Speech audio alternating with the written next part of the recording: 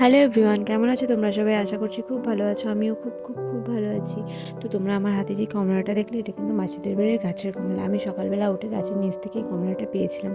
আর কমলাটা না বেশ মিষ্টি ছিল। আর এই যে কিউট বাচ্চাটাকে দেখছো, এটা মাসিদের বাড়ির পাশেরই একটা বাচ্চা। ও মাসিদের রিলেটিভ হয়।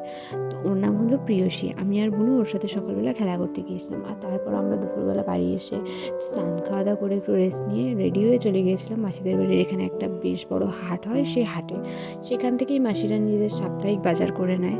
তো যেহেতু ওদের অনেক বাজার করার ছিল, তাই আমরা, আর হাটটাও যেহেতু বড় ছিল, আমি আর বোনও অনেক টায়ার্ড হয়ে গিয়েছিলাম। তাই আমি আর বোনও আগেই চলে এসেছিলাম বাড়িতে।